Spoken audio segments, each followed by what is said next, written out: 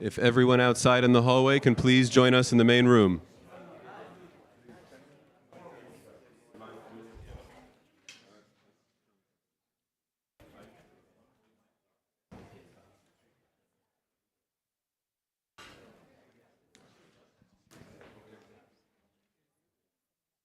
Just wait for everyone to sit, then I'll Yes, that's the idea. Just be sure that they save those seats for him. The whole thing's recorded A to Z.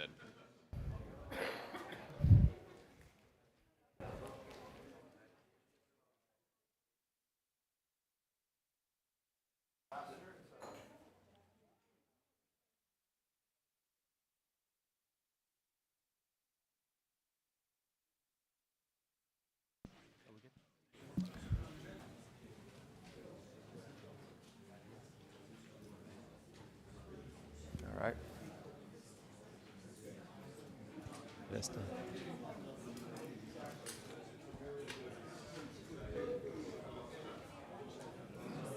Me? Thank you.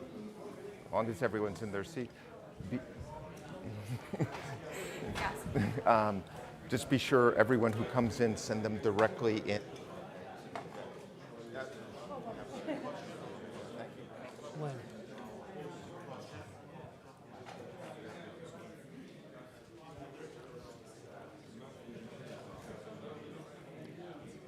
Sorry, which channel we using for translate? Going to do, let me see.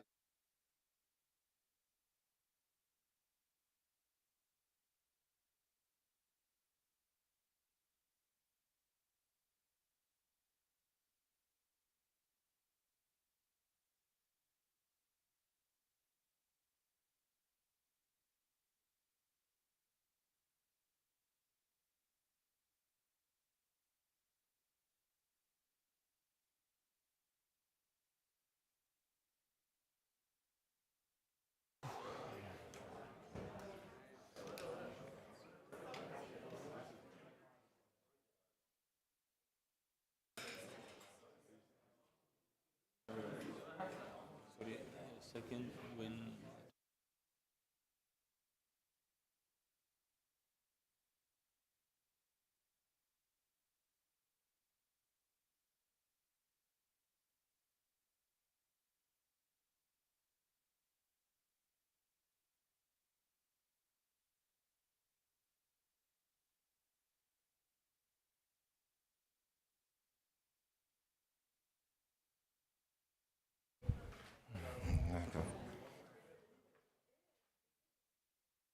Yeah, so let's see.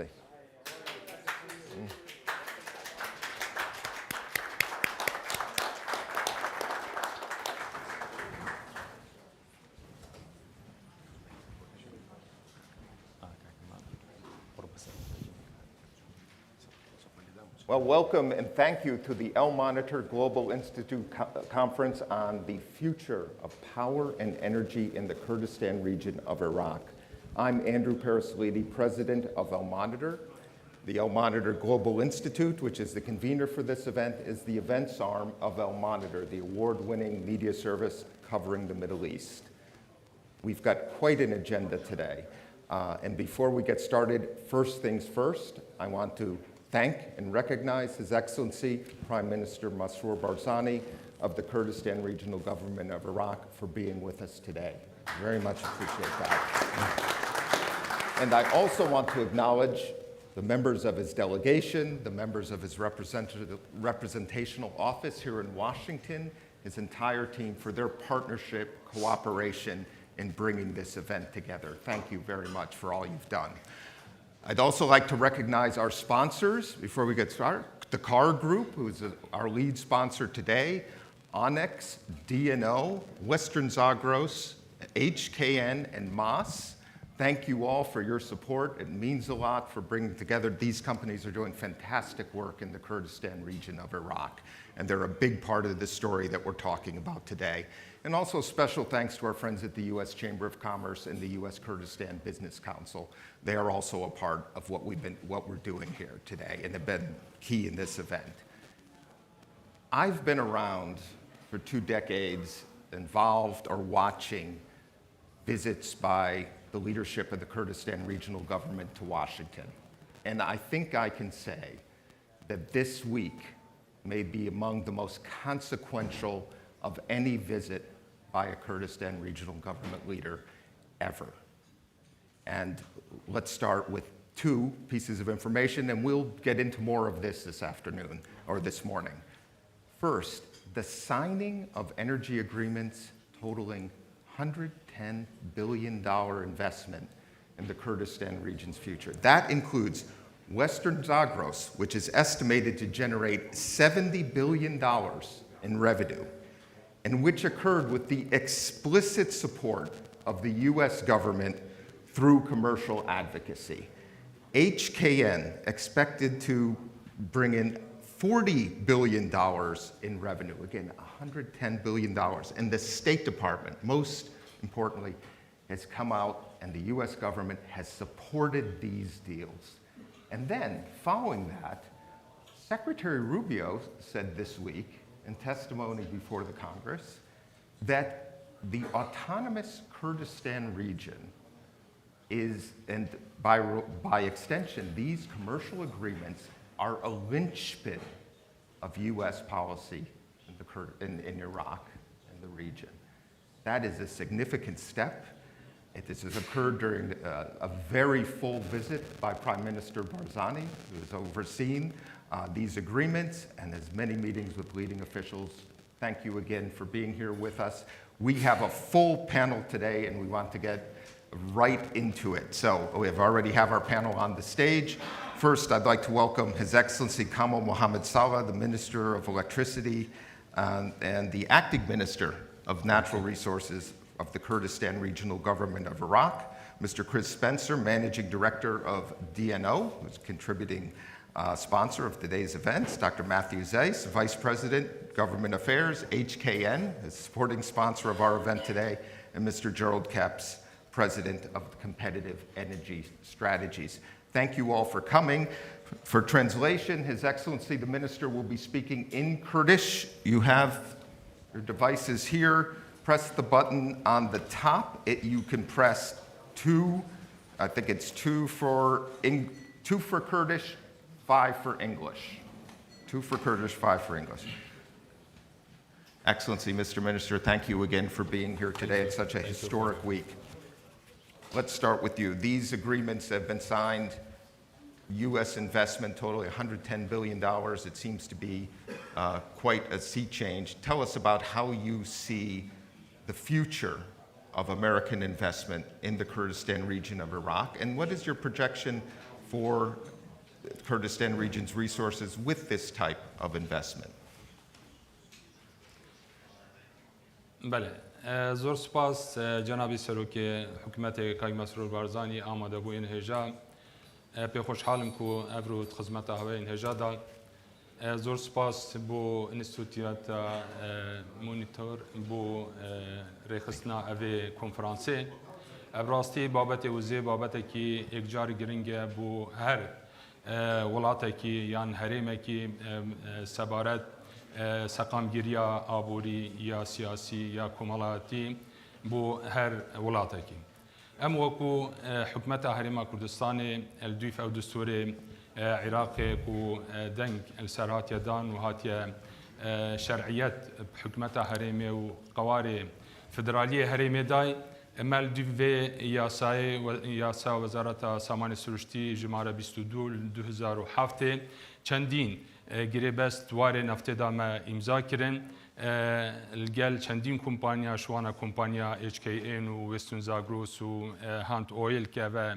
کمپانیت امریکی بوینه در انجام اوا گریبستا ام گهشت هنده کو زیادتر 400,000 برمیل نفت ام روزانه هنردی بریکا پایپلاین کردستان هنردی مینای جهان بکن و لویر دا بچت بازار جهانی هر وسا دوار غازه داجی چندین گریبست دو گریبست هات بونه کرن در انجام دانی اوا گریبستا ماشی انو که اول وردست ماشی 105 مليون پی سجار غازن بو دابین کردنا کارابه بو هرم کردستان و بشکش العراق جی بس وکو خاصتا هرم سربابت غازه ام محتاجی 1100 ميجاوات مليون پی سجارن يعني او غاز البردست هما تني 500 پی تیویت کارابه دابین دکد هر وسط واره کارابه داجی حتی 2007 تنی ما 100 حتی 105 ميجاوات کارابه الهرم هبون بس انه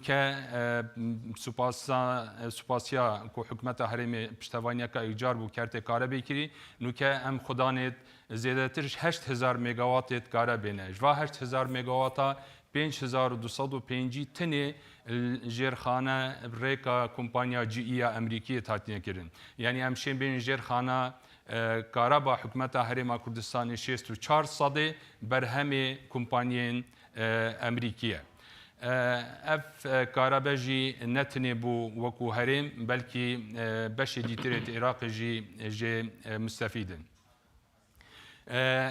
ام پی تی وی دابی کرنا سوتمنیه نبو ویزگین مید کارابه لوما الوی سردانه کل 19.5 دو گره بستی دیتره یت اکجار گرنگ اتواره نفت و غاز دا هاتنا امضا کرن کودا پیداویستین هرمی هر وها بش دیترجیت عراق بین دابی کرن بله جه داخل کو طبعا اوه گل دو کمپانیین امریکی کمپانیا HKN کو هم دست خوشی لید کن اوه حق سیه کو پشتی یه سرسنگ و یه اتریش نکل میرانجی اف گیره بسته کری هر وصا عقد دیتریل گل کمپانیا ویسن زاگروس کو اوجی عقد دویه پشتی کردمیر کو عقد توبخانه جی هات امضا کرن بله جه داخل کو اف هنگاوه تین هاویتن بو باشکرنا روشا خدمت گزاری الهرم والعراقي مديد موقف حكومة عراقي وتايبت وزارة نفط عراقي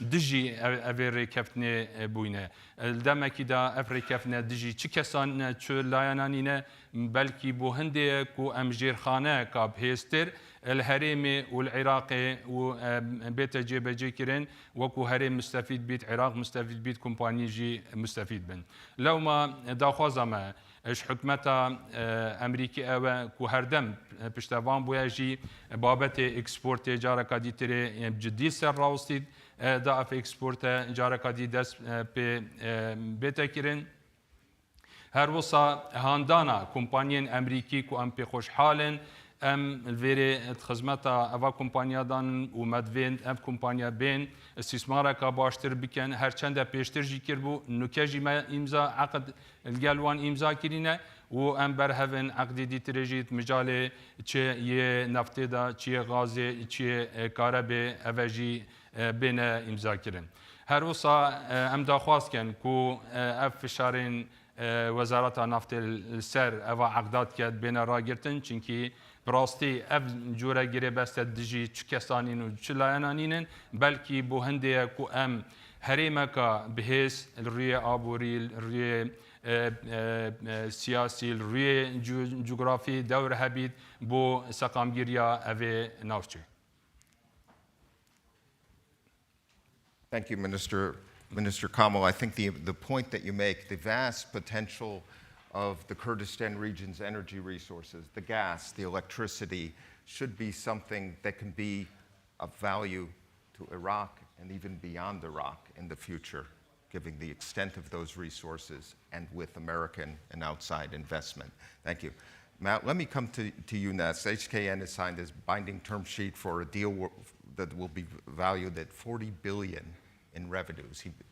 The minister mentioned that you've been already been in the Kurdistan region in a number of fields, in the Atrush and Sarsang field blocks since 2007. Tell us how you see the situation regarding the future of gas in the Kurdistan region and what steps need to be taken to continue the vision and progress that we've seen this week. Thank you, Andrew, and it's a pleasure to be here with everyone.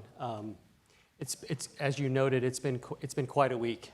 It's a pretty significant event this week in terms of the signal from U.S. investors willing to invest in the Kurdistan regions. gas resources. We've all known for some time that Kurdistan's gas is a significant resource for Iraq. In particular, the Department of Energy 5 years ago did a comprehensive strategy for Iraq's and for Kurdistan's gas market. And so the gas resources there are well known. What's also well known is that Iraq has a significant gas shortage. They don't have a gas reserve shortage, they have a production of gas shortage and consequently a significant electricity shortage. And unfortunately, that's going to come to bear again this summer, like it has in previous summers, where there's going to be a significant deficit in electricity derived from that gas once again, and largely due to its artificial dependency on Iran and its inability to capture gas and develop its own gas resources. I can't think of a more important signal than significant U.S. investment and commitment to develop Iraq's gas, and in this case, in the Kurdistan region, by both us and Western Zagros. This gas and this electricity is going to benefit all of Iraq. It's something that Iraq desperately needs, and hopefully it's going to be welcomed. And we greatly appreciate the fact that these investments and these deals come with significant U.S. support, as we also heard yesterday from Secretary Rubio. I would be remiss, though, if I didn't also mention that the reality on the ground is that there is still a challenge in Iraq between underneath the Constitution and the federal rights of the Kurdistan region, and we are experiencing that commercially ourselves with the closure of the ITP, the Iraqi-Turkey pipeline. 26 months later, the Iraqi-Turkey pipeline remains closed. It's fundamentally harmed many of our companies, including my colleague here at DNO, and it's cost us billions and billions of dollars, and it's cost the Iraqi people billions and billions of dollars. So clearly the challenge is not economic, the challenge is political. We think it can be solved, but it's going to probably require greater U.S. support going forward. I would also be remiss not to thank former U.S. officials like Ambassador Pyatt and Das Taylor, who have led the charge to support our company in the Kurdistan region and reopening the Iraqi-Turkey pipeline. It's not only necessary for us commercially, it's necessary for the Kurdistan region. It's what has built the Kurdistan region, and it's also necessary for the Mediterranean and the global energy markets. So we are proud to be part of this solution, and we look forward to the future. Very good. Thank you for that, Matt. And I think you raised an important point, which is regard to the U.S. support and U.S. policy. As we saw, the U.S. has supported with strong commercial advocacy. The Western Zagros deal came in strongly behind the Western Zagros and HKN deal within 24 hours after Baghdad's objections. The State Department put out a statement saying that they support these commercial transactions as instrumental. And policy under the Trump administrations indicate that the contracts of international oil companies operating in the Kurdistan region need to be honored and arrears paid, and that's also part of U.S. policy, and that's a significant change in support of U.S. investors there.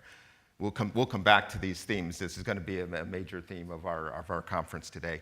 Chris, I want to come to you. DNO has been operating in the Kurdistan region for 20 years, 21 years at this point. The Tauk and Peshkabir oil fields. So the deal signed this week emphasized the gas potential. Talk to us a little about how you see the oil futures. Matt mentioned some of the challenges regarding the ITP pipeline, but tell us about DNO's experience and how you see the future on the oil side. Thank you, Andrew. I'll try to address that, but thanks very much to Al Monitor for the invitation, and thank you for joining, Your Excellency. Just for those who are not so familiar with DNO, although those who follow Kurdistan I'm sure are, the DNO is a Oslo, Norway listed oil and gas company, over 50 years old. And one of the reasons for our attendance today is we have very strong links to the US as well. So we have a substantial number of our investors in DNO are based in the US, and most importantly, our executive chairman, Bijan Mossavar Rahmani, who's also the biggest single owner in the company, is a US citizen. As you say, Andrew, we have been in the Kurdistan region for 21 years, and so we were in very much at the beginning of the modern Kurdistan region, if we can call it that, and we built up this wonderful oil production at the Tawke Peshkabir fields, where we're producing about 80,000 barrels a day gross at the moment. And over that period, we've generated some just short of $20 billion of income for the Kurdistan Regional Government on the back of almost $5 billion of inward investment from ourselves and partners. So it's been a successful business overall. Of course, in the 21 years, there's been lots of ups and downs. There's been lots of challenges along the way. And commercially, good times and commercially more challenging times. And I think that the current situation is more challenging with the inability to sell at world market rates. And what you see across the whole oil and gas business in Kurdistan, unfortunately, is that means there's very little investment in further development of the fields taking place. Now, the oil and gas fields in the Kurdistan region, because of the geology, it's really essential to be able to keep drilling and keep investing if we want to maintain the type of production rates that we see today. That, for us, is the key reason why we need to get back to international exports, get an arrangement in place with respect to the debts that are owed to our company, so that we can get back to doing what we're good at, which is drilling oil wells and maximizing the production. Good. Thank you, Chris. Jerry, you know and have studied very carefully the entire region's gas fields and networks. Give us a kind of regional perspective. And when I say regional, looking at the Kurdistan region within the broader context of gas resources in the Middle East. How do you see the opportunities for the future, both within the region and even beyond Iraq, given the resources and potential? Thank you, Andrew, but let me first steal something from some of what my colleagues here said, and that is, I think everybody should understand the technical resources are there. This is all about taking resources and translating them into reserves, which is an economic commercial term. Resources, air is a resource, water is a resource, but they're not economic values until something happens. So this is really the challenge. Now, I'm a geologist by background. I was trained to do and focus and address below ground risk and challenges. And I haven't worked in the Middle East since Egypt and Libya in 1982. Almost everything we've confronted was really about above ground issues. So that's really the challenge, and that's what brings us here today, right? So resources into reserves. How to do that?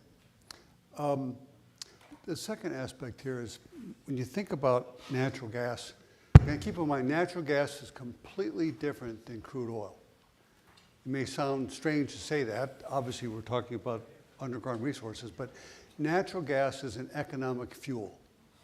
That's not the case for crude oil. There's a lot more work that goes into marketing, commercializing natural gas.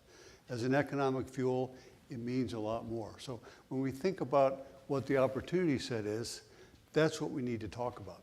So we're sitting in this region, and as a colleague said, the whole region is mostly gas short. Not from a resource perspective, because resources in some respects almost don't matter, but from a reserves perspective. In terms of gas infrastructure, it's energy short. It's an extraordinary opportunity. If the KRG could take its 24-hour-a-day electricity model and export it to the nearby regions, can you think about what the populations in Syria in due course, in Lebanon, in southern Iraq, Jordan would think about and give for 24 hours a day electricity? It would be an extraordinary change. So you're not exporting potentially just natural gas here, but power, but also the idea. That has a lot more legs to it from that perspective. I mean, that is the opportunity, which is really quite extraordinary. So what would it take to get this done? Well, first of all, the strategy is export the electricity for 24 hours a day to the nearby countries. Obviously, you need the technical operational capabilities. These gentlemen here represent that. Many American companies have that, and DNO, of course, right? So, but what they really need is governments to work with the KRG government. That is critical. Without that, the rest of us, we're just wasting our time. because that $70 billion investment and those results, rather, they're not going to happen unless this happens. So that's really the big deal. Finally, it seems to me that if KRG could do this, it would really help change the narrative with Baghdad.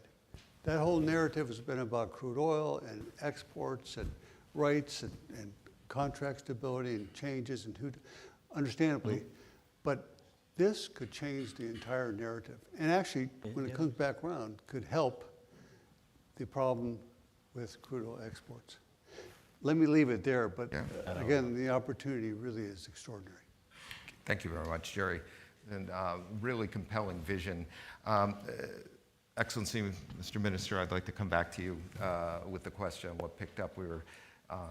We mentioned earlier the challenges of Baghdad has challenged these contracts and challenged the contracts of the existing IOCs of those operating in the Kurdistan region.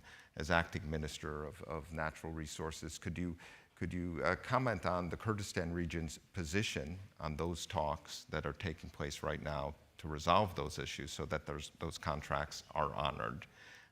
Where do you see this standing, and how do you see the challenges ahead in the negotiations with Baghdad, which are instrumental to get that pipeline open? سبارت ام بابته هیکل روی یاسایی اما تماشا بکن عقدکانی سرجم عقدکان حکومتی اتحادی دام پیدان کردوده لروی یاسایی و چونکی اما چار قناغ یاسایی هیا قناغ بداء استئناف تمیز و تصحیح تمیز هر چار قناغ دا ام عقدانه یاسایینه وقت كاتكي كعقد الروي ياساي توابي لازم جبهة كردنا كجي توابي بلام وزارة النوت كلفاك بيشتر القانوني بودجة داس نشان كرد بو $6 كهيج لكومبانيا كان رازي نبو وأو كلفاك حقيقي نبو ناتواني إنتاج بو نرخى بكريت لو ما ياساي بودجه خویان هموار کردن المانگی چوار ام یاسای چو وارد جبهه کردن و بوین $16 لیره دا کمپانیا کان او $16 وکو سلفه استا رازینه وکو سلفه بلام دو فاکتری سرکیل نو عقد دهانه که کومرشل مدل یعنی ايكونوميك موديل وكوميرشال تيرم امانه دبيت كومبانيا راوشكاري كونسلتنت يعني برچاور بگرید چونکی هكا ام هردو فاكترانا برچاو نهاتنا ورگرتن او كاتا معنوي دسلداني عقده كان بجا او يكل دواكاريه كريز لم گربستانه بكرين اويتر كومبانيا كان داواي زماناتي مستحقاتي خویان دکن اما جیل چه هاتوا چونکی اما السر داواکاری وزارت نوت زیاتر 11 ملیون و 0.8 ملیون برمیلی نوت اما رادستی وزارت نوت کردن بود تصفیه بلام حتا استا وزارت نوت یعنی وزارت دارایی $1 و $1 بو ام کمپانیا صرف نکردن لو ما اما دلنا راحتیک لای کمپانیا کان بوه دلین چه زمانات ها اما جاره کتر نوتی خود تسلیم بکن و مستحقاتی ما بین دانن وكو كونسلتان ايما ووزارة نوت ريكوتنا كوت ماكنزي كومبانيا كي امريكيه او ايشا بكد بلام بابتي او زماناتنا هشتا ماينه او مستحقاتي وان نهاتنا صرف كردن و چندین کوبنەوە هاتنە کردن بەڵام ئەو فترەی پێشتر کە هەفتەیەک بوو عێراق قمەی عەرەبی تێدا هات بووکردن هەندێک ئەو مفاوزات هاتنە ڕاگرتن بە تەماینە یعنی هیوا دەکەن کە لەو نێزیکانە جارێکە تر ئەو گفتوگویانە حاضربوونی کۆمپانیەکان کە ئێمە چەند جار سەردانی باغامان کردبوو کۆمپانیەکان گەلمە بوون و سوپاسی سەفارەتی ئەمریکا دەکەن کە ڕۆڵێکی باش هەبوو بۆ نێزیکردنەوەی هەردوو وەزارەت بۆ چارەسەرکردنی ئەم بابەت.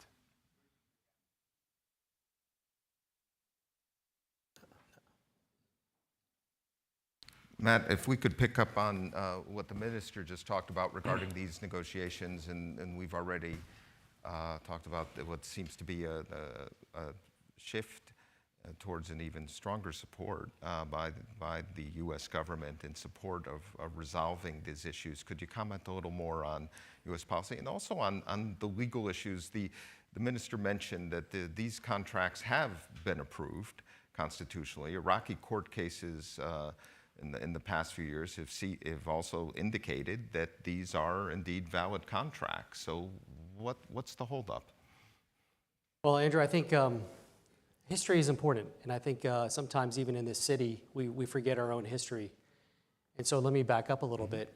Having participated in the invasion of Iraq in 2003 as a much younger version of myself, we were at the cusp of what is now New Iraq, which is now codified under the Constitution that was ratified in 2005.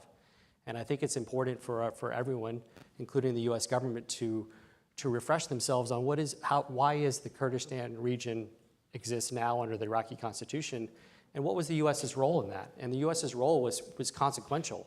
The only reason why the Kurdistan region under President Masoud Barzani agreed to sign that constitution was because the United States guaranteed the articles in that constitution that afforded it federal autonomous rights, including the development of its natural resources. And that was the only reason why the Kurdistan region agreed to be part of this new Iraq, this post-Saddam Iraq. And the U.S. government was at the forefront and part of that agreement. And so here we are in 2025. Companies like ours, we are the largest private U.S. investor in all of Iraq. We're the largest U.S. investor in the Kurdistan region. We made those significant commercial decisions and commitments based on the legal constitution that the United States helped broker and guarantee the autonomous rights for the Kurdistan region. So here we are in 2025 in negotiations, and I was in Baghdad 2 weeks ago, and this constitution remains the cornerstone of why there's a debate even about why these contracts have any question about their legality and validity, which have been validated by the international law, international courts, and also most recently the Iraqi courts. And so now we're down to how do we convince the government of Iraq of 2025, which we all understand looks much different than anyone envisioned in 2003 or 2005, to honor those commitments and really welcome the U.S. investment. The United States invested, or spent, I should say, blood and treasure in Iraq. Some would say upwards of $2 trillion. We would think that American investment would be welcome, and the contracts that we legally signed would be welcome to develop the natural resources that Iraq so desperately needs. I will go back to Iraq shortly to resume negotiations, and we hope that we can remind ourselves of why we're here, why we've made these investments, and why it's so critical for the Iraqi people. Thank you. Chris, would you pick up on some of what Matt was talking about? Obviously, DNO has had a similar vision for Iraq since its liberation from Saddam Hussein in 2003. It is important to recall the history, how autonomy for the Kurdistan region and control of its resources is indeed in the Constitution, and that's been recognized even by some recent Iraqi court cases. How do you see the current negotiations, what's happening, and what do you see as a likely, probable, and best case outcome, and what do you worry about? Oh, thank you for the last part of that in question. about 3 minutes, put it all together. So as you say, I touched on it in my opening remarks that, DNO has participated and witnessed a tremendous development of the Kurdistan region in the last 21 years. And in our view, that has been the investment of international companies and gas companies in the Kurdistan region has been absolutely instrumental in that. And we've stuck it out through tough times. Obviously, when the region was fighting for its life against ISIS, again, DNO stood by and carried on producing the oil, as did many of our colleagues in the international sector. So we feel like we've made a very strong contribution. Of course, we've made some profit along the way, but that is the nature of the business. As to the current impasse, it's I think, a kind of frustrating one from our perspective, because it seems that really the issues are not that difficult if the political will were in place. And that has made it very challenging for us as a commercial company. We've operated in many countries in the Middle East over the history of DNO, and we try to draw quite a clear line between what a commercial company does and what is the responsibility of governments and politicians. And so for us, this has been very clearly a political problem. We're here to support. We will continue to invest. We'll ramp up investment on the back of an agreement. But we think it's important for the governments to resolve this issue. And as is the case with many issues in Iraq, we see that it's very important for the US government and indeed other regional governments to support a solution. So we encourage everyone who's solution-oriented to get involved and see what they can come up with, and we'll be there to maximize the investment on the back of a good solution. Very good. Jerry, very briefly, please, as we're running out of time, but I want to take what you said one step further and with even more specificity regarding the potential of the Kurdistan region, the gas export power in the region. When you look at the context, we see a situation in Syria that's going to need energy. We have interests in, Matt mentioned earlier, of Iraq being weaned off Iranian electricity and gas. There's a real opportunity here, and you mentioned the resources are there for the Kurdistan region to really propel, to be a force in a regional integration, at least with regard to the energy piece. Would you agree with that, or I think your research has shown some of this? I look at all these things from a competitive point of view, right? And the truth is, thinking about Iran for a second, is Iran is struggling itself, despite being about the third or fourth largest gas sector in the world. They're not able to deliver because of inadequacy of investment, et cetera. So even Iran. So that problem actually, in some respects, goes away because they need to solve their internal problems, right? So let's look west. Because of this energy shortage that I referred to, this gas short,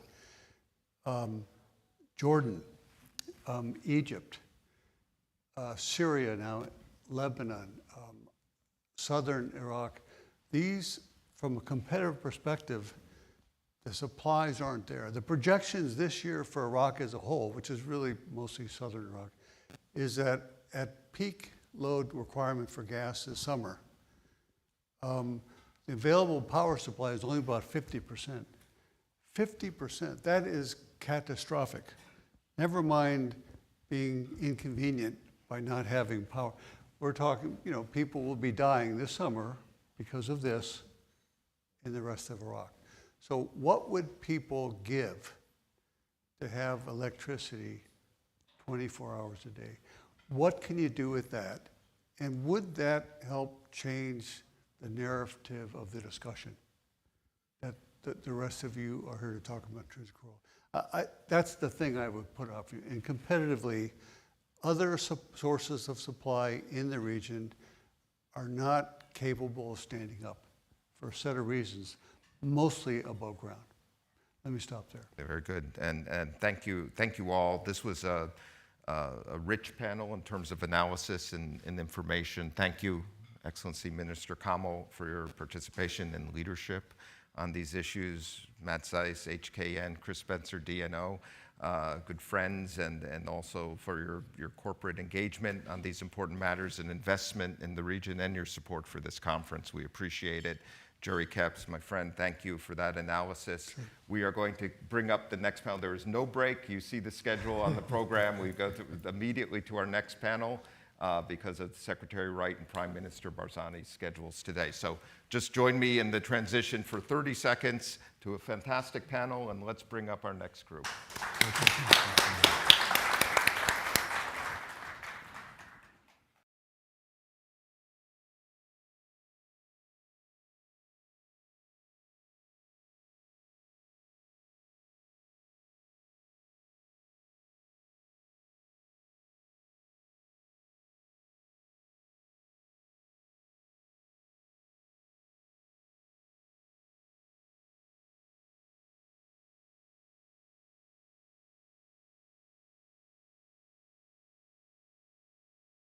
Thank you very much. So our next panel is the Kurdistan region's energy sector. The first was about his oil hub. This is now promise and pressure. And we have a very distinguished panel with us. First, His Excellency Dr. Ahmad Rahim. He's Minister and Cabinet Secretary in the Kurdistan Regional Government. Thank you. Mr. Brad Kemp, Chief Strategy Officer, CAR Group, major investor in power, energy, engineering, both in the Kurdistan region and throughout Iraq. And Dr. Michael Knights, the Jill and Jay Bernstein Senior Fellow at the Washington Institute for Near East Policy. So welcome to all of you. Minister Amenj, we were talking about the pipeline earlier. This has come up. No one better to talk about the pipeline than with you. You're involved in the negotiations. You're part of the KRG negotiating team.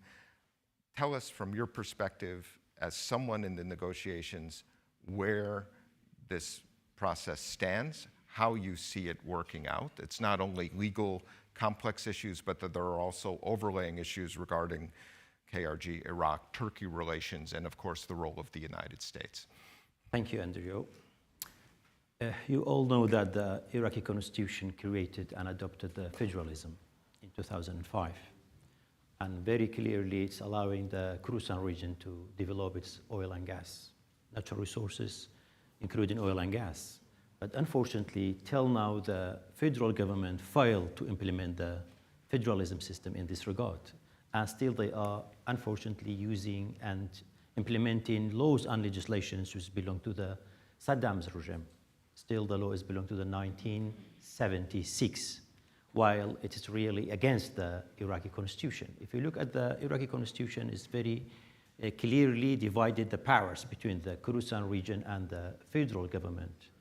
If you look at the Article 110, there are listed all the exclusive authorities for the federal government, and you will not find anything, any articles, any paragraphs regarding the oil and gas. So it's clear that constitutionally the oil and gas is not included in the exclusive authorities for the Iraqi federal government.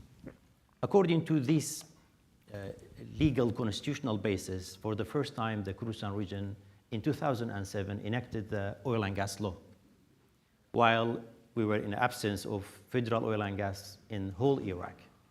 And after validating of this legislation in Kurdistan region, many international oil companies came to Kurdistan, and as I heard from my colleague Minister Kamal, that more than $25 billion has been invested in the oil and gas sector in Kurdistan region.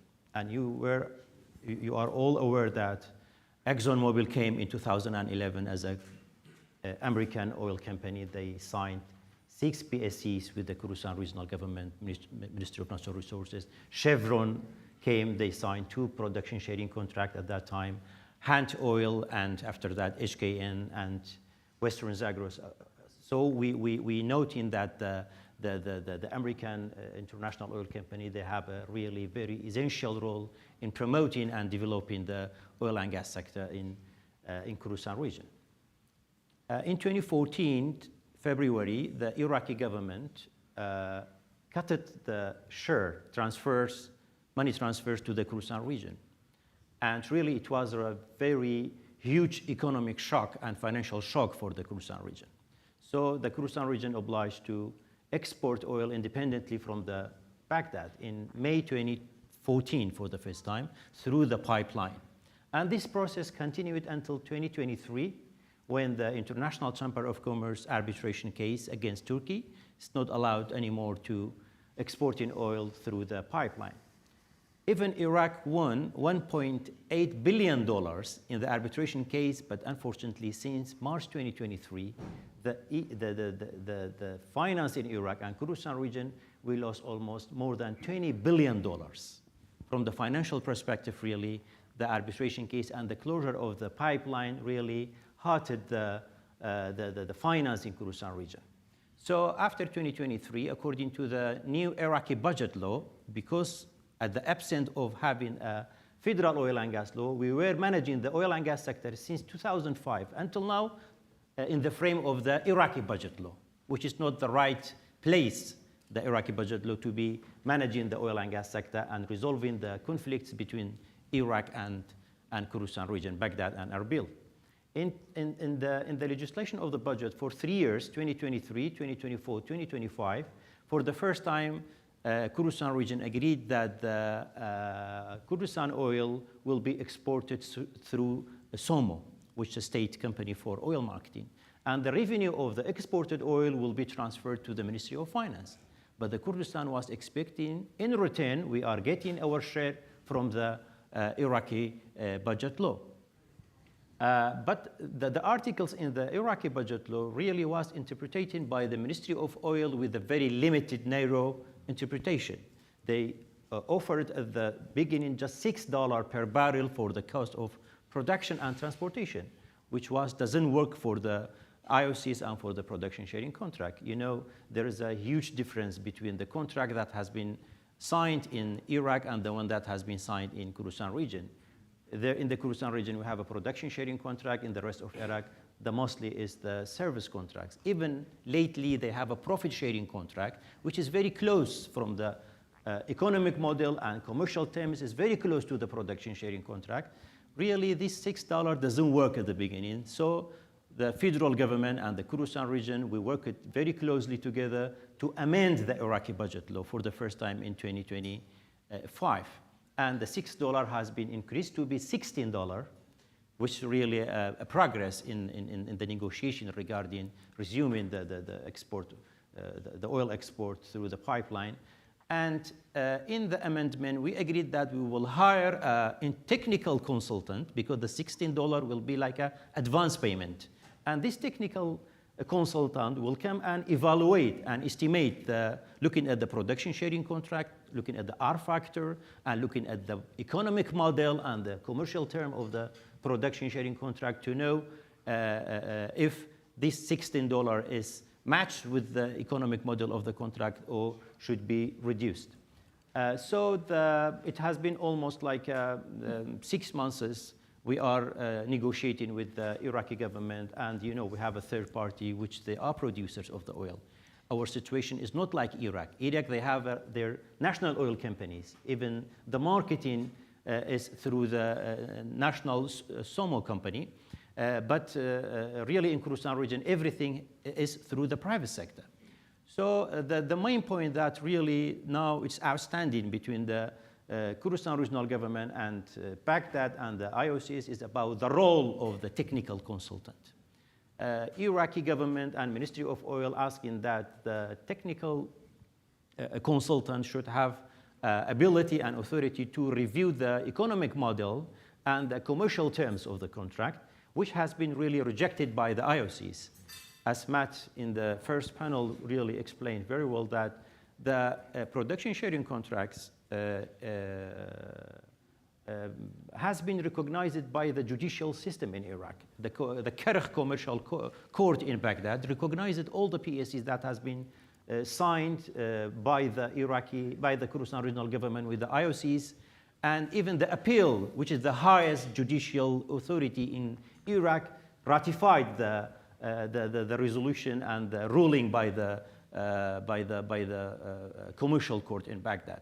So now the Iraqi judicial system is recognizing the production sharing contract, as well as I explained at the beginning that the constitution as well is like another constitutional frame for this production sharing contract. So we are trying now to find another language that compromise the technical consultant will try to find the real cost of the transportation and for the production.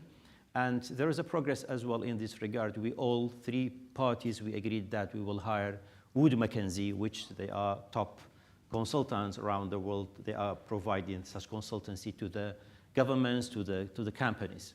Second issue is regarding the payment. Still the IOC, they are asking for guarantees for this, paying these $16 by the Ministry of Finance. So we agreed about having an escrow account, and the Kurdistan regional government will compensate the IOCs through these escrow accounts. And Baghdad really agreed that we will compensate IOCs in kind. This is really another progress in this regard because before they didn't allow that compensation to the oil companies being through the oil in kind. Yeah. And from our side as a government, really, Kurdistan Regional Government from the very beginning agreed that SOMO will be the entity that's exporting oil, selling oil to the international market. And as well, we agreed from our side that the revenue of the oil export will going to the Ministry of Finance. But unfortunately, because we couldn't reach any concrete agreement, after amending the budget law to resumption the oil export, still the local sales inside Kurdistan is continued. Unfortunately, still the oil in Kurdistan region is sold in a very low prices. So Iraq and Kurdistan region, they are really damaging the finance and the budget in whole Iraq by closure of the ITP. So the resumption of the oil export will be in the benefit not just for Kurdistan region, for whole Iraq. If we are assuming now that the oil of Kurdistan will be sold in the international market, let's say with 320,000 barrels, the net revenue after deducting the expenses will be like $800 million, which is covering the Kurdistan salary. So from the financial perspective, from the constitutional perspective, even from the local legal or judicial frame, all supporting the resumption of the export oil to the international market. Thank you very much. A very helpful overview, and really appreciate your laying that out for us. I'm going to go to Mike next, because I want to stay on this issue of the negotiations in the pipeline. Mike, pick up on what Minister Ramanch has just talked about, and think about it in a kind of a broader context too, with regard with what we've seen in U.S. policy in the past week. I mean, the U.S. policy now is to honor the contracts, pay the arrears. This has been said by Secretary Rubio, by previous National Security Advisor Waltz. The negotiations around the amendment to the budget, I think, could have been complicating from a U.S. perspective. The U.S. government policy is this needs to be done. And how do you see the progress that Minister Amenge has said with the steps that has been taken by the U.S. government? Are we closer to getting this resolved in your perspective, and given the context of what's happened this week with these energy agreements? So I thought I'd be listening to Brad first talk about the technical details. I was really looking forward to that. It's coming. Yeah, it's Don't coming. worry. I'll have to delay gratification. So first of all, starting broadly, I agree with Matt Zeiss that the reunification of Iraq in 2003 was conditional. The Kurdistan region was functionally independent at that time. It had been for much of a decade, even with its own currency. For those of us who remember back into those early days, the old Swiss dinar. And it was reintegrated into Iraq under a set of conditions which were laid out in the Iraqi constitution. And any of us who have been around this whole time can't help but feel terrible about the non-implementation of Article 140 and the manner in which re-centralization became something of a cult in Iraq. So I'll just say this. First of all, 4 points. First, I think the best, and being pessimistic, possibly the only thing that the US can achieve in Iraq at this stage is to create lasting security for Iraq's largest ethnic minority, who is also the main lifeboat for the persecuted Christians of Iraq and many other minorities. Second, Kurdish self-determination within Iraq, autonomy, as Secretary Rubio talked about it, should be US policy.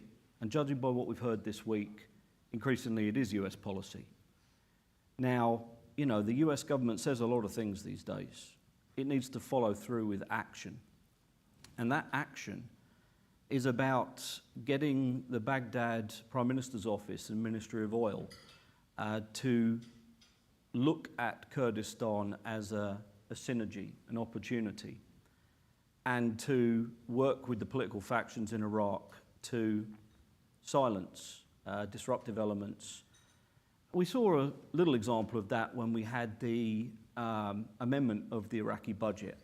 Just for a moment, all the little MPs, all those who would bring up cases in the Supreme Court went silent just for a second. And that was because a very consequential meeting happened at which all Iraq's key leaders were seated together, all Iraq's Shia leaders from the coordination framework and the judiciary, and they said, we need to make this happen.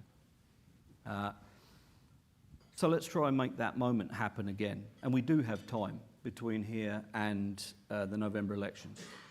Third, there are really significant Baghdad, Kurdistan, Turkey, US synergies, genuinely. It's important to think about it this way, I think. Without Baghdad-Kurdistan cooperation, there is no development road. There is no connection between the Gulf, Iraq, and Turkey and Europe. There is no Iraq-Turkey pipeline without the Kurdistan region. There is no development of the Kirkuk fields, their expansion, except for internal use in Iraq or sending south, without the Kurdistan region. And there are no major water deals with Turkey without the Kurdistan region, Kurdistan being upstream, an upstream power in this regard. With Baghdad-Kurdistan synergy, we can have all of these things, plus we can also send significant amounts of power to northern Iraq and to adjacent parts of the Middle East, not just to chase the energy demand that simply will not stop until we get energy reform, electricity reform, but also to replace dependence on Iranian gas, which increasingly doesn't come anymore because of Iran's own shortfalls and climatic conditions. The fourth point, if US, Iraq, Turkey, Kurdistan region is a win-win-win-win, and also a win for the Gulf, incidentally, we need to put this vindictive, chauvinistic discrimination behind us. In this town, Iraq is a dirty word because it conjures up many negative thoughts, but it also, I think, gets at the heart of the difference between the new Republican Party and the old one, which is that the new one thinks of Iraq as a disaster and we should never have gone into it. Obviously, it doesn't think of the Kurdistan region the same way, but nonetheless, Iraq is not an easy thing to talk about in this town, including with the new administration. But when we saw President Trump go to Saudi Arabia just now, I think we got a bit of a look at how things can be if you bring stuff down to fundamentals, get back to basics, and focus on something manageable, graspable, which is dollars and cents. Ultimately, the US can and should help to resolve this Baghdad-Kurdistan issue this summer because Kurdistan region favors US companies in business. That's just the reality. It has been from the beginning and it can continue to be. Therefore, fixing the Baghdad-Kurdistan dispute once and for all, not only our job, in my view, but if you're a restrainer who are powerful in this town nowadays, ultimately it makes the US more prosperous through our businesses. It makes the US more secure because Kurdistan region is an excellent counterterrorism partner and a superb piece of real estate if you're looking at various things happening around the region. And thus it makes the US stronger. This is a very, very limited investment. It feels very, very difficult for the diplomats who are engaged in this tricky process. But in the scheme of things, it's very doable and it's very logical to pull all of these sides together. Baghdad, Kurdistan, US, Turkey, and maybe even Gulf. It's a no-brainer for the US. And I think if we step up now, as we've seen the US doing this week, we can actually grasp that no-brainer after decades of missing it. Very good, Mike. Well said. Thank you for that analysis. Brad, I do want to hear from you about your work at CAR, and we could go many places when we're talking about the CAR group's work, not just in the Kurdistan region, but throughout Iraq, the most prominent engineering, energy firms in the country. But I'd like to focus on what you're doing in support of electricity in support of the Runaki project, which has been an amazing success. I know Prime Minister Barzani is going to be talking about that in his remarks. Tell us first how you see the region with terms of the electricity power potential, because you're invested in it, you're working it every day, your partnership with the Kurdistan regional government, how you see that progressing, and how you see the future of that project, and perhaps others you're involved in and thinking about. Okay, Andrew, thank you. Thank you very much. It's very nice to be here today with all of you. CAR is a fully integrated energy company based in Erbil, and so we don't see power as one piece of it. We see it as a holistic part of our energy business. We have operations in the upstream where we produce both oil and gas. In the oil side, we produce from 9 reservoirs, more than any other oil company in Kurdistan. And on the gas side, we currently process 150 million standard cubic feet of gas for power generation. We as well own and operate the largest private refinery in Iraq that allows us to take the oil domestically produced, either ours or we also purchase from our colleagues here, and refine that in our refinery.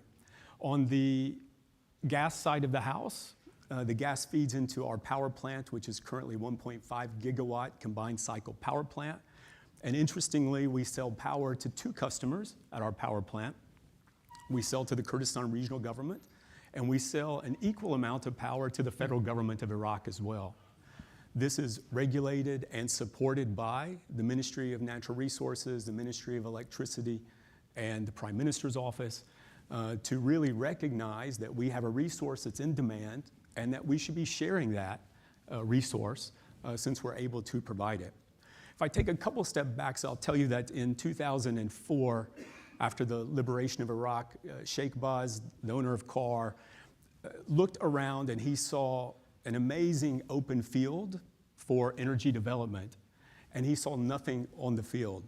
There was no oil production in the Kurdistan region at the time. There was no refining capacity in the Kurdistan region at the time.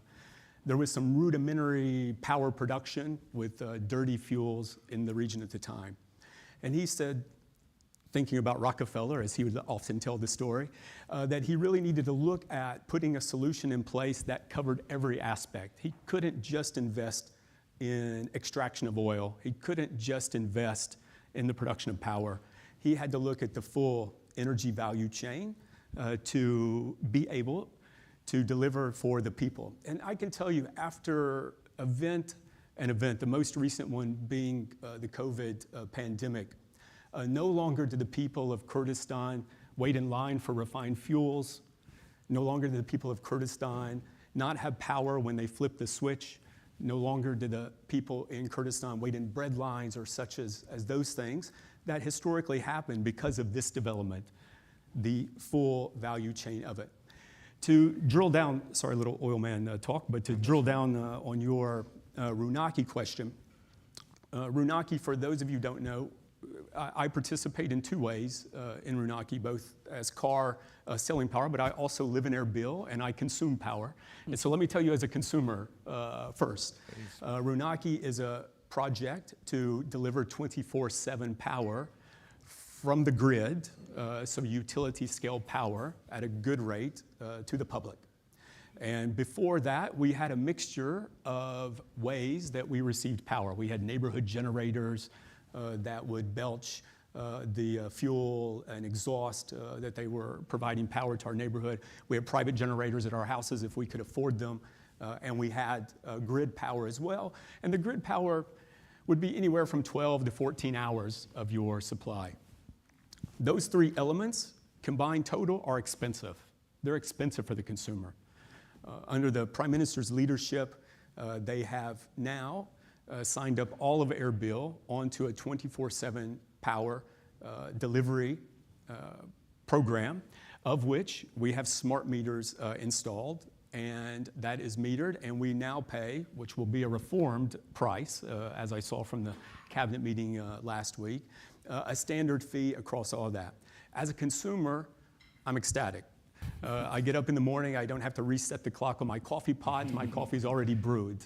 I sleep during the night, my power doesn't go off, my air conditioner stays running, I don't have to turn it back on. So it's amazing. And in total cost, as a consumer, I tell you, my power bill did not fluctuate at all. It did not fluctuate at all. So that it's excellent that we can supply power from our power plant into the Kurdistan grid for this important initiative of the government and for the people. Very good. Thank you for that, Brad. And thanks for that important work. We just have about 5 minutes left. Mr. Minister, I'd like to come back to you very quickly, if you could, in just a couple of minutes. You mentioned the budget negotiations with Baghdad. Tell us how things are going with that, specifically regarding salaries, because you're involved in those Yes. negotiations as well. In 2005, we agreed with Baghdad that we are getting 17% of the Iraqi budget law. And this process continued until the end of 2013. As I mentioned, in February 2014, this transfers has been cut totally by Baghdad. From 2014 until 2023, really, there were no any transfers by the Ministry of Finance in Baghdad to Kurdistan region. So we ran our economic and we pay salary through the oil export revenues. But in 2023, really, for the first time, we agreed with Baghdad that we are transferring our oil to SOMO, and the revenue is going to Baghdad. And the non-oil revenue, we can share it with Baghdad, 50%. And then we are expecting that we are getting our share from the Iraqi budget law, which is more than $11 billion per year. But unfortunately, in 2023, still they put another term in the Iraqi budget law, which belonged to 2015, when Haider al-Abadi was the prime minister, actual expenses. So Kurdistan region was not getting its own actual numbers that has been stated in the budget law. We were getting 50% of these numbers. So it doesn't work for the salaries. So I remember in 2016, 2017, we obliged to cut salaries of the civil service to be 50%, sometimes to 25%. So the Kurdistan region really faced a very huge economic crisis. But the problem was that they mixed the salary of the civil servant to the oil obligations. But the federal court in Kurdistan, in Baghdad, they ruled against Baghdad that the salaries should be separated from any political conflicts between Baghdad and Erbil. Since 2023, 2024, and these 4 months for 2025, we are getting our salaries from Baghdad. But unfortunately, still they are making some excuses and technical issues. Now, there are 0 technical problems in our payroll. In our balance sheet, we are sharing our balance sheet every month to Baghdad, Ministry of Finance. And very transparently, we are showing our revenues and our expenditures. And then every employee in Kurdistan region, they have their own biometric registration. They have a unique personal number. And through the My Account project now, the government is trying to every employee at the government, they are getting their salary through the banking, through the credit card. With this really not just for like a financing and transferring money to the employee through the banking. It is, a great tool for money laundering issues. And what is really US is very concerned about the currency of dollar and the managing through the central bank of Iraq. So really, according to the constitution, we are entitled to get our share from the Iraqi federal revenues, not from the expenses. Then the Kurdistan region has its constitutional authority, how we are distributing our share that we are receiving from Baghdad for the operation costs, for the salaries, for the investment project. So at the last cabinet meeting in Erbil, really, the Prime Minister and the Council of Ministers requested the Minister of Finance, Minister of Natural Resources, and Minister of Planning to try propose and find another constitutional tool to deal with for the next 3 years budget law. Because in September this year, the Ministry of Finance trying to have another 3 years budget law for 2026, 2027, and 2028. So we stated very clearly that according to the Constitution, really, we want to have our share, which is according to the last census, population census, our share in the population of Iraq is more than 14%, not 12.67 that has been put it in the Iraqi budget law for 2023 and 2024, 2025. So really, there are a good cooperation now between Baghdad and Erbil regarding budget. A joint committee from the Supreme Auditing Board in Kurdistan and in federal government, they are doing every 3 months, since 2023, they are auditing every finance issues in Kurdistan region, including oil as well. And they are presenting joint reports to the Prime Minister Sudani and Prime Minister Masroor Barzani. So technically, I think now we are in a better situation with Baghdad regarding the payroll, biometric registration. The only thing that stayed now as outstanding issue is the non-oil revenues. Non-oil revenues, really, we have a taxation, we have a customs, and we did a great reform. Imagine in 2023, the revenue of the Kurdistan region, non-oil revenues, was like a $2.8 billion. Whole Iraq, with the 15 provinces, was not more than $10 billion. So it means that the Kurdistan region has made some serious reforms in the non-oil revenues, especially in the customs and taxation. So we have two options with Iraq. The first is if we are transferring all our non-oil revenues to Baghdad, in return, we are entitled to get our other allocations, not just salaries, because we have allocations for the operation budget, for the investment project allocations as well. And the second option that we are keeping 50%, as we are doing now, of these non-oil revenues, because the government is not just salaries. You have a health, security, education. So within these 50% of our non-oil revenues, we are running the other sectors of the government, and the other 50% we are transferring to the Ministry of Finance. Just yesterday, we transferred April federal share of the non-oil revenues to Baghdad, and we are sharing our balance sheet every month with Baghdad in a transparent way to know about all expenses and revenues. So I am really ambitious and optimistic that within a frame of the Iraqi budget law for the next 3 years, we will find another tool, because this doesn't work anymore. Actual expenses and 12.67% of the Iraqi expenses that transfer into Kurdistan. And really, we need to separate salary from such conflicts. Sometimes they are linking the oil outstanding issues and the non-oil revenues issues with the sometimes political concerns will be linked to the salaries. Salaries, it's a legal right for the employee. It's not linked to any political. And the Constitution is very clearly saying that the equality should be dealt with every citizen in the whole Iraq. And the Supreme Court really very clearly resolved the salary issue. So we are expecting that we will not face the same problem that we faced really in the last 4 months for the next months for 2025. Good. Thank you very much. I regret that I feel we're just getting started with this panel, and I'm very sorry because we have a tight schedule, because we've got Secretary Wright coming in the next few minutes, and we have to change the stage a little bit. Thank you, Minister Ahmad Rahim, for your time. Brad, thank you, and thank you for your sponsorship of this event and all the good work and great work that you're really doing with CAR in the Kurdistan region. And friend Mike Knights for really superb analysis. It's good to have you with us. Please join me in thanking the panel, and we'll start the next one momentarily. Thank you. Thank you, Andrew. Excellent. Thank you very much. All right.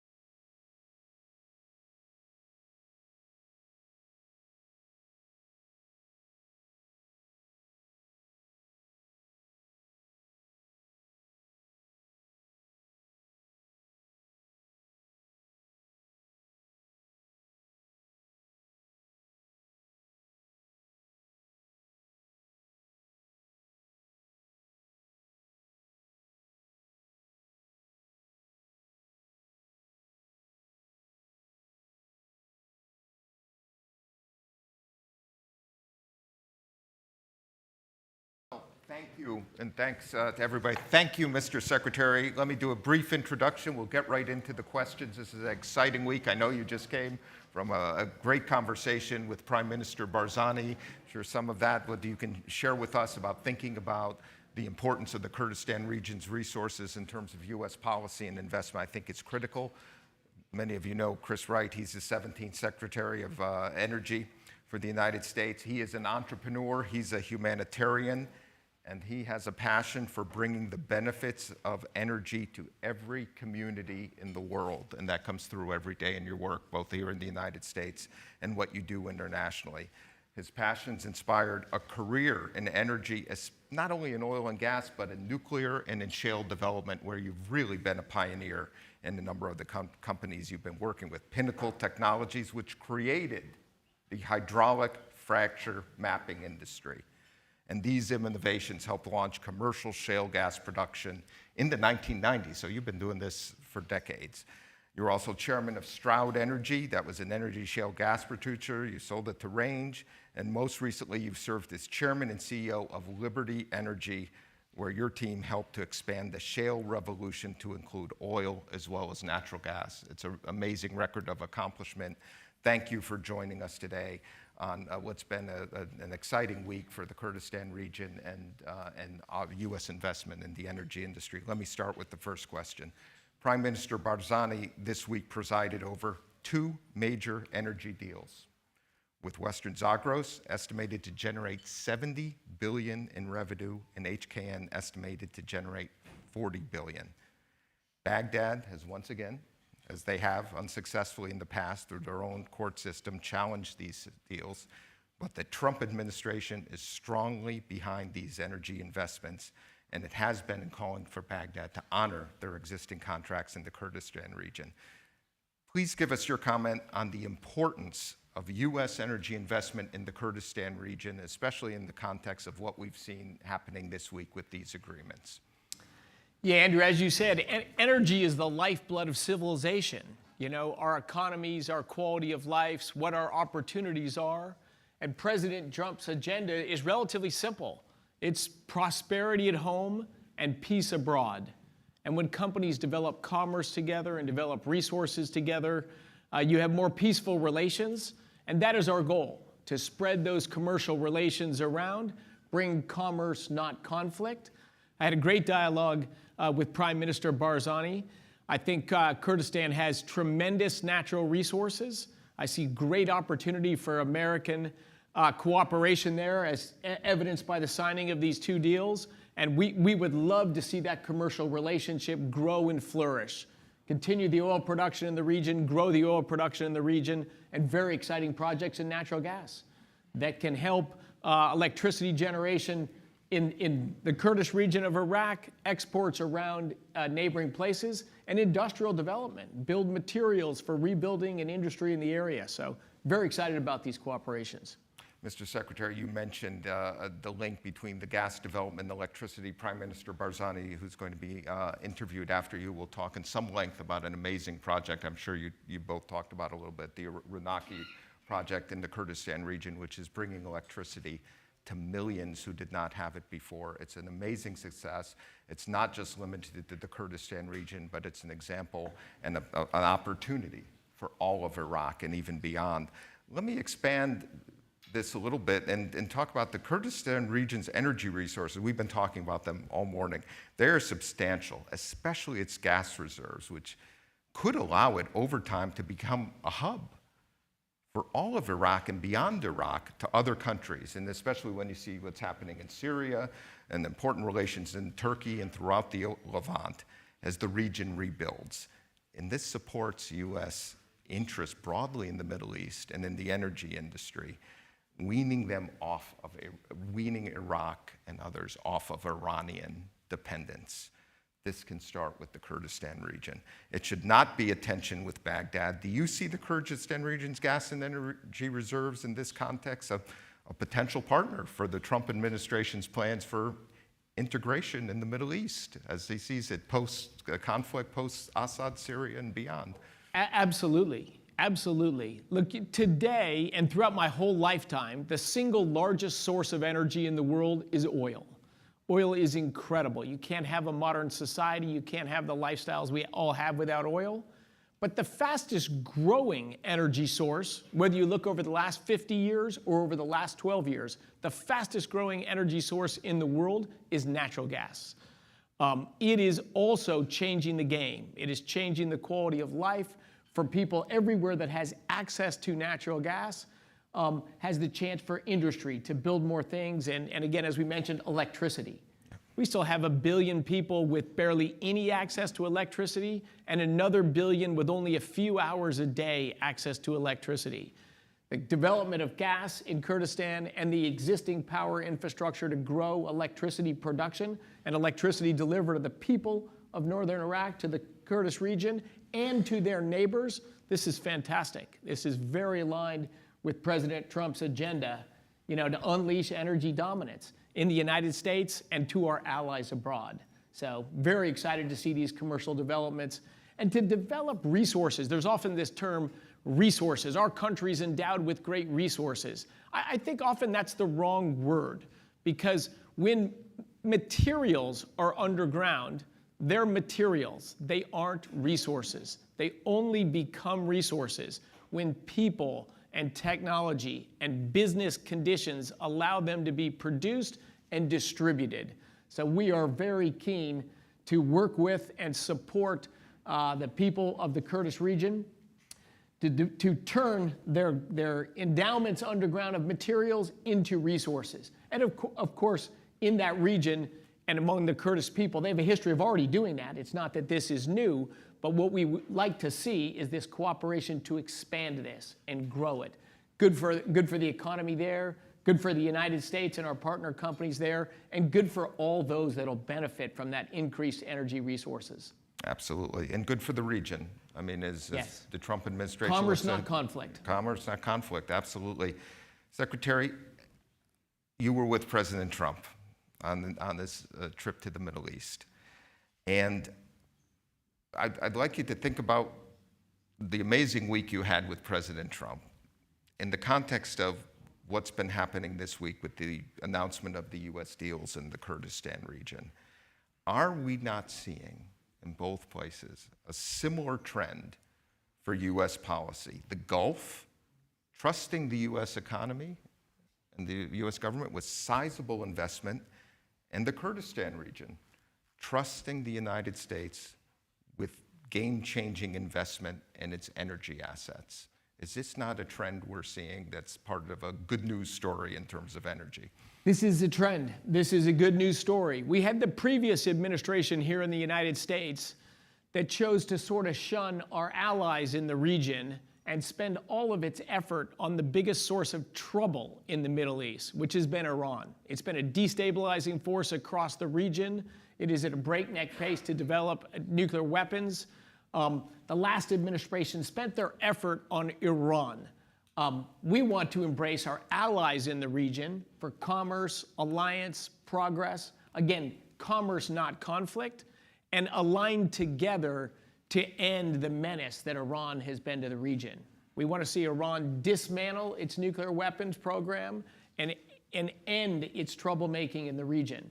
Think of how fruitful, how fantastic that whole region would be if the people focused on commerce, their resources, and their people, and we had peace and prosperity in the Middle East.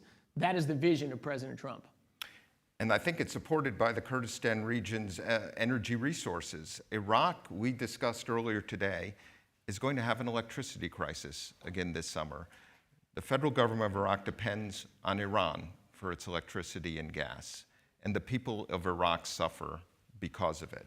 The Kurdistan region has the resources, the vision, the capacity through its Electricity 24 program to be able to bring electricity from within Iraq, from within its people, productive people, working with the United States to them. This can be a real step in the maximum pressure policy and in turning the region toward American rather than Iranian assets and investment. American companies in partnership with locals in the Kurdish region of northern Iraq, of course, is developing energy resources within Iraq. If you have energy resources within your own country or they're supplied by friendly nations, you can have a peaceful, prosperous society. But I agree with the premise of your question, that counting on energy resources from Iran is not a road to peace and prosperity. And there's no reason to do that. One of the positive news about the Western Zagros and HKN deals, the Western Zagros deal was supported with strong commercial advocacy by the U.S. government throughout. HKN deal, when these were announced, they were both strongly supported by the State Department. There seems to be a significant turn in policy toward U.S. investment. Secretary Rubio said just this week that the autonomous region of the Kurdistan region is a linchpin for U.S. policy, and that includes these types of commercial and energy engagements.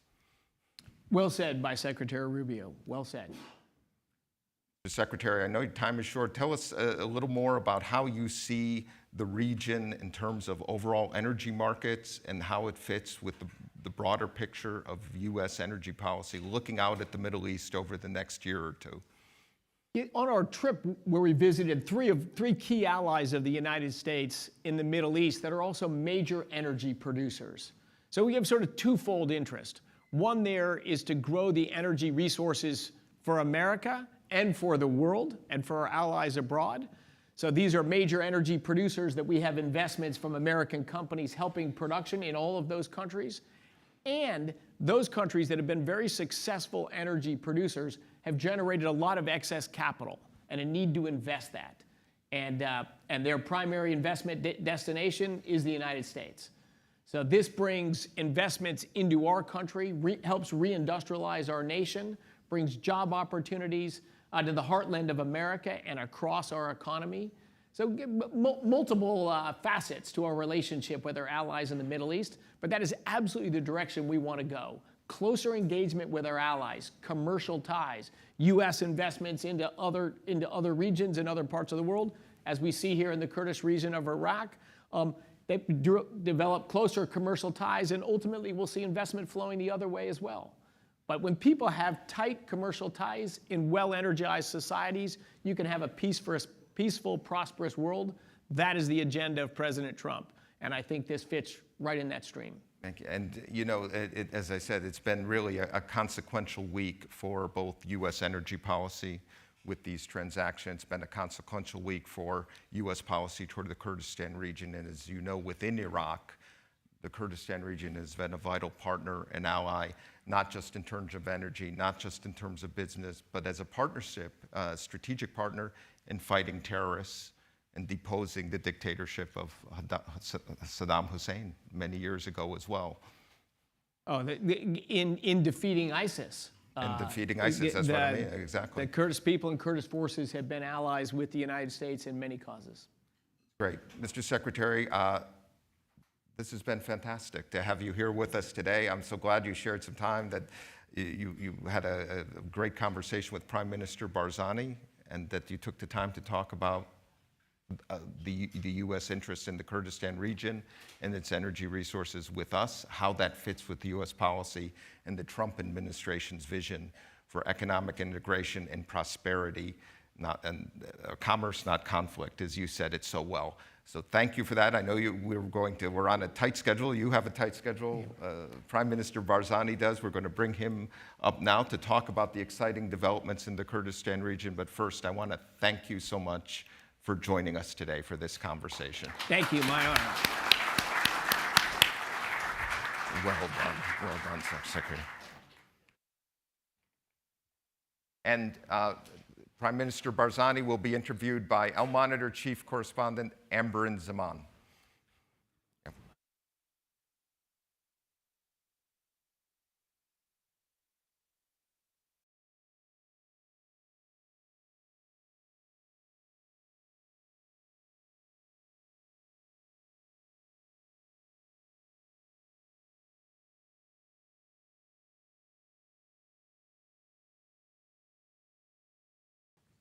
Are we ready to go? Yes, please. So we only have half an hour, and I'm going to ask you 3 questions. Okay. So it's really wonderful that you're here with a positive agenda, because usually it's about war and how the Kurds can help the United States fight their common enemy.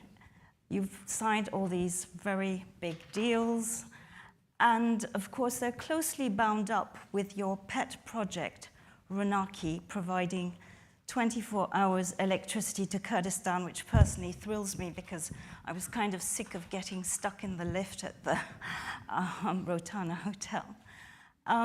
But this project, providing 24 hours electricity, of course, actually is very much bound up with your agenda of fighting corruption in Kurdistan, attacking these vested interests, which of course also include the so-called generator mafia.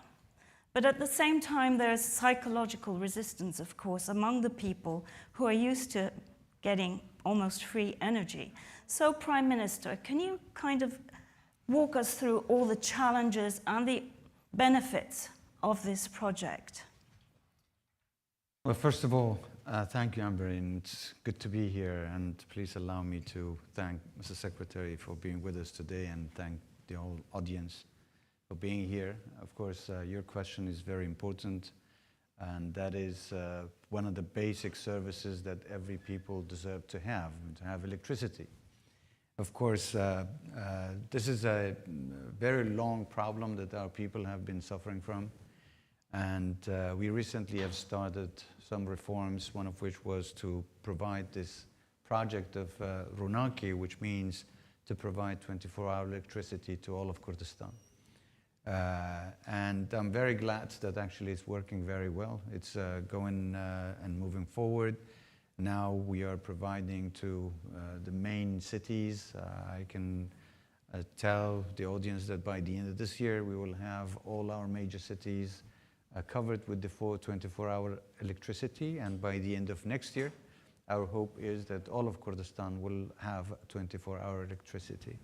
Of course, due to the lack of enough resources, we didn't have enough electricity to provide, so most of the generators were coming in to fill the gap.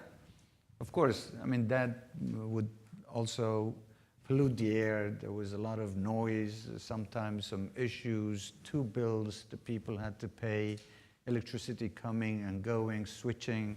It wasn't a very easy time for our people. So in this project, we're trying to, first of all, give 24-hour electricity, and for the 80% of people in Kurdistan is going to be cheaper. Only those who wish to use more power, then they have to be responsible for their actions. Otherwise, it would be a cheaper bill, for people. And our goal is not only to provide electricity for our region, but we know that the entire country, all of Iraq and the region, is in shortage of electricity. We have the capacity to produce more resources, more gas, so that we could have more electricity, not only for Kurdistan, but for the rest of Iraq, and for the neighborhood if we could.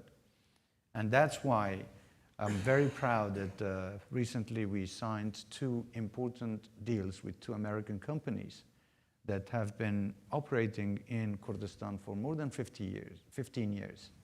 And this is going to help produce more gas, which essentially is going to produce more electricity for everyone. And I think this is exactly what we should be doing.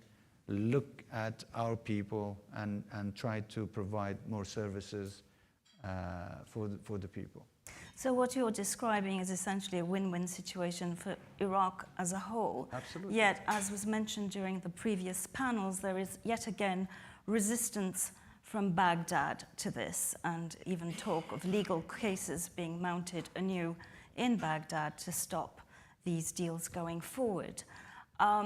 Given that little seems to have changed in Baghdad despite all the promises, do you feel that Prime Minister Soudani deserves your support in the upcoming elections in Iraq in October?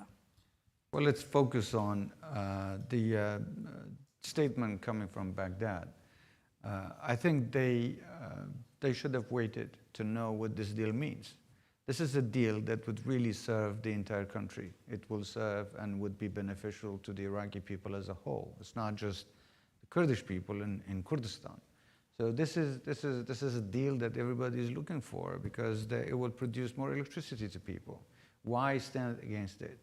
You talked about the legality of these deals. Well, they are absolutely legal because these two companies have been operating in Kurdistan in different fields, and their contracts have been taken to the court, and 3 times court in Baghdad decided in favor of the contracts of the KRGs and OUCs.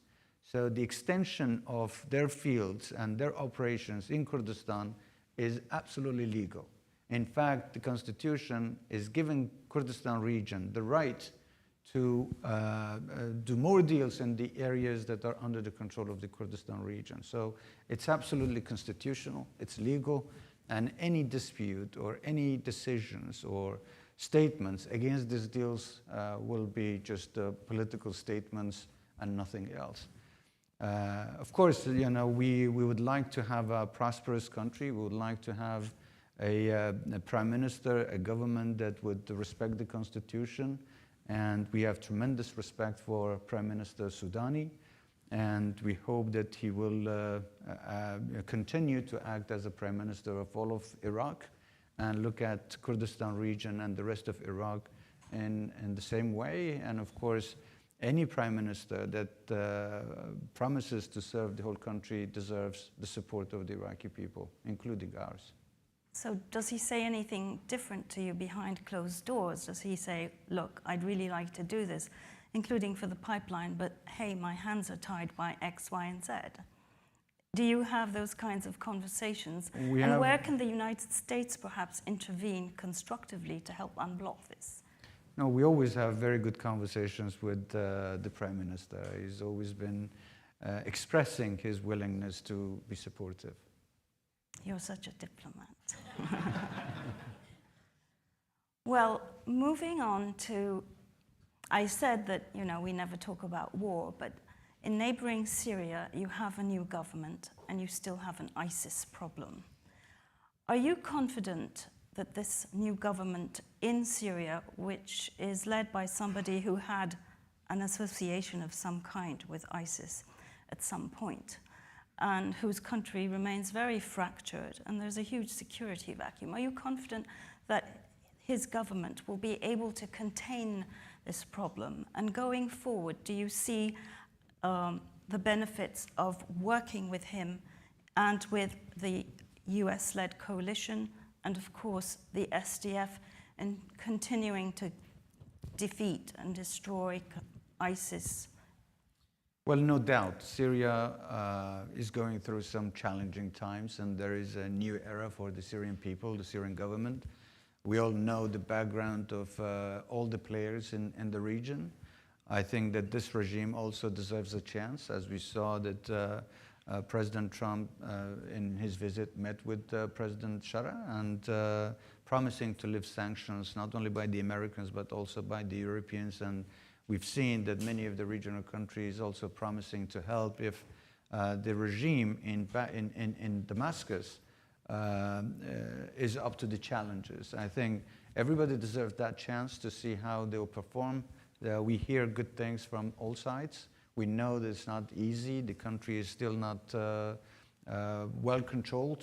There are still many different factions. There are still many arguments about the nature and the structure of the future government in Syria.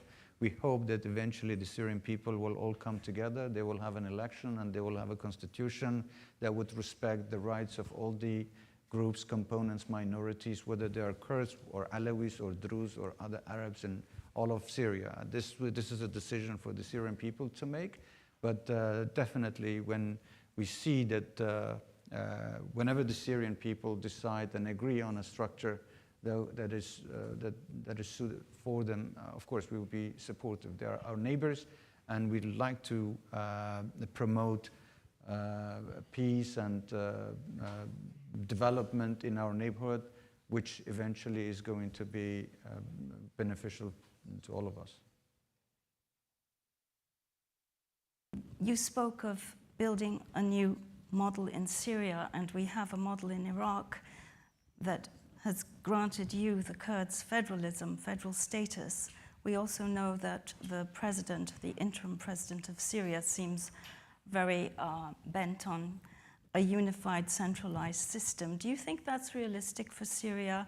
We also know that your father, Masoud Barzani, has played a very important role in bringing the opposing groups in Syrian Kurdistan together so that they can go to Damascus united and trying to get the best deal they can for themselves.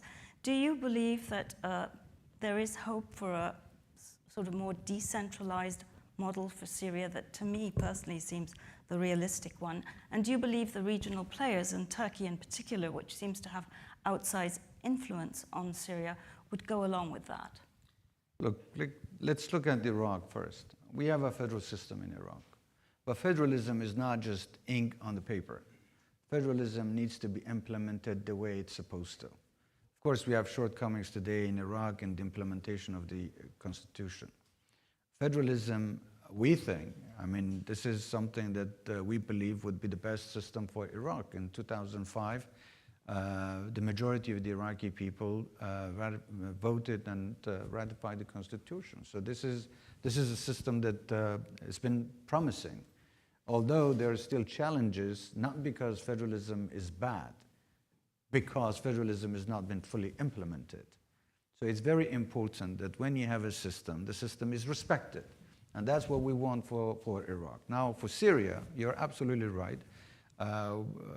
President Barzani invited both factions of the Kurds in Syria to come to Erbil and to convene with both sides and encourage them to come together. We think that a united Kurdish front in Syria is going to be very helpful.